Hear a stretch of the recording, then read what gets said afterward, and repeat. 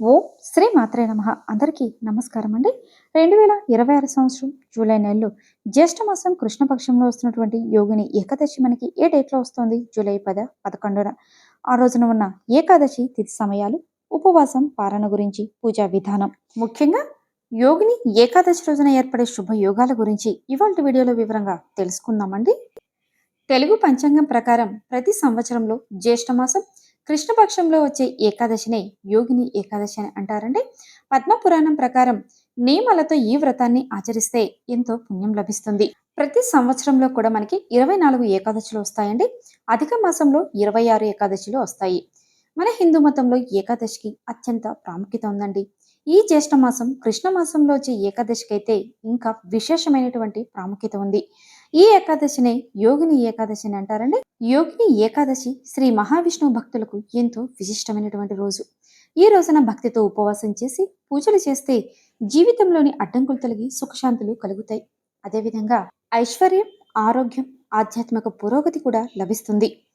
హిందూ ధార్మిక గ్రంథాల ప్రకారం యోగిని ఏకాదశి వ్రతాన్ని భక్తితో ఆచరిస్తే 88,000 మంది బ్రాహ్మణులకు అన్నదానం చేసినంత పుణ్యం లభిస్తుంది. ఇంతటి విశిష్టమైనటువంటి యోగిని ఏకాదశి 2026 సంవత్సరం జూలై నెలలో ఏ డేట్లో వస్తుంది? ఆ రోజున ఉన్న తిథి సమయాల గురించి ఇప్పుడు తెలుసుకుందామండి.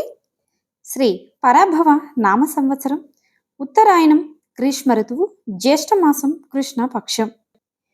ఏకాదశి తిథి సమయాలు 2026 సంవత్సరం జూలై 10వ తేదీ శుక్రవారం రోజు ఉదయం 8 గంటల 10 నిమిషములకు ఈ ఏకాదశి తిథి ప్రారంభమై మళ్ళీ 2026 సంవత్సరం జూలై 11వ తేదీ శనివారం రోజు తెల్లవారుజామున 5 గంటల 23 నిమిషములకు ముగుస్తుందండి. ఇక్కడ మీరు గమనిస్తే జూలై 11వ తేదీన సూర్యోదయానికంటే ముందే కూడా ఏకాదశి తిథి ముగిసి ద్వాదశి తిథి ప్రారంభమవుతుంది. అంటే హిందూ పంచాంగం ప్రకారం సూర్యోదయ వేళలో ఏ తిథి అయితే ఉంటుందో ఆ తిథిని మనం ఆ రోజంతటికి తీసుకోవాలి. కాబట్టి జూలై 11వ తేదీన ద్వాదశి తిథి ఉన్నందువలన జూలై 10వ తేదీ శుక్రవారం రోజునే ఏకాదశి తిథి వ్రతాన్ని అయితే ఆచరించుకోవాలి అండి. ఏకాదశి వ్రత సందర్భంగా ఉపవాసాన్ని ఏ రోజు పాటించాలంటే గృహస్థులు ఎవరైనా సరే అండి జూలై 10వ తేదీన ఉపవాసం ఉండటం చాలా ఉత్తమం. అదేవిధంగా వైష్ణవ సంప్రదాయాన్ని అనుసరించే భక్తులు, సన్యాసులు ఇలాంటి వాళ్ళు జూలై 11వ తేదీ శనివారం రోజున ఉపవాసాన్ని ఆచరిస్తారు. జూలై 10వ తేదీన ఏకాదశి వ్రతాన్ని ఆచరించి ఉపవాసం ఉన్న వాళ్ళు వచ్చేసి జూలై 11వ తేదీ శనివారం మధ్యాహ్నం 1 గంట 50 నిమిషముల నుండి సాయంత్రం 4 గంటల 36 నిమిషముల లోపు ఉపవాసాన్ని విరమించుకోవచ్చండి. ఏకాదశి రోజున పూజా సమయాలండి. జూలై 10వ తేదీ శుక్రవారం రోజున తెల్లవారుజామున 4 గంటల 41 నిమిషముల నుండి ఉదయం 5 గంటల 24 నిమిషాల లోపు అయితే మంచి బ్రహ్మ ముహూర్తం అయితే ఉందండి. ఈ సమయంలో పూజ చేసుకుంటే చాలా మంచిది. ఈ సమయంలో కుదిరిన వారు ఎవరికైనా మళ్ళీ మధ్యాహ్నం అభిజిత్ ముహూర్తం ఉందండి. 12 గంటల 17 నిమిషాల నుండి 1 గంట 10 నిమిషముల వరకు కూడా చాలా అత్యంత శ్రేష్టమైనటువంటి సమయం అన్నమాట. ఈ సమయంలో కూడా పూజ చేసుకోవచ్చు.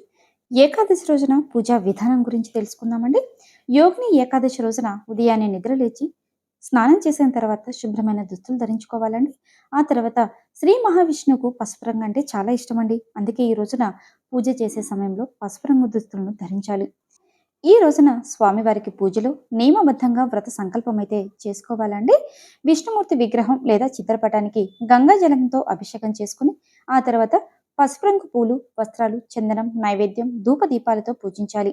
ఈ విధంగా చేస్తే ఇంట్లో సుఖశాంతులు వెలివిరుస్తాయండి. అదేవిధంగా ఈరోజు విష్ణువుకు అత్యంత ప్రీతిపాత్రమైనటువంటి తులసి దళాలతో స్వామిని పూజించుకోవాలండి. అయితే ఇక్కడ ఒక ముఖ్య గమనిక ఉందండి. తులసిని ఏకాదశి రోజున కొయ్యకూడదు కాబట్టి మనం ముందు రోజునే తులసి దళాలను అయితే సేకరించి ఉంచుకోవాలి. ఇంకా పూజలో కూడా ఓం నమో భగవతే వాసుదేవాయ అనే మంత్రాన్ని పఠించుకోవాలండి.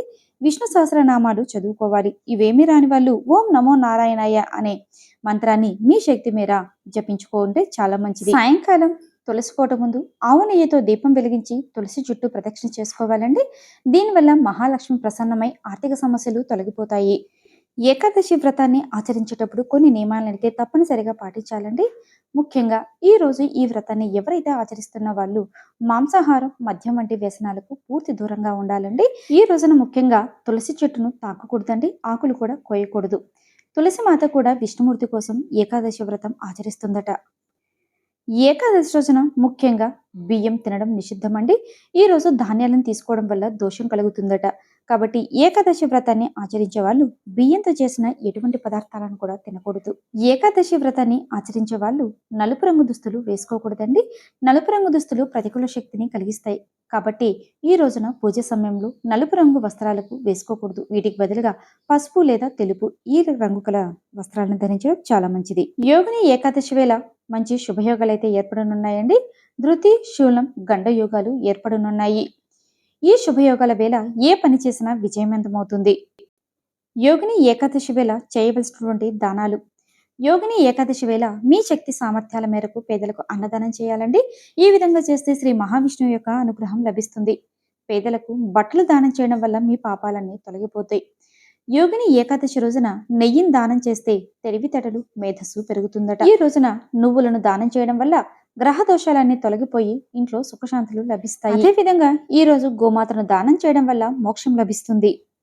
2026 సంవత్సరం జూలై నెలలో జ్యేష్ఠ మాసం కృష్ణపక్షంలో వస్తున్నటువంటి యోగిని ఏకాదశి వ్రతాన్ని గురించి పూర్తి వివరంగా తెలుసుకున్నారు కదండి.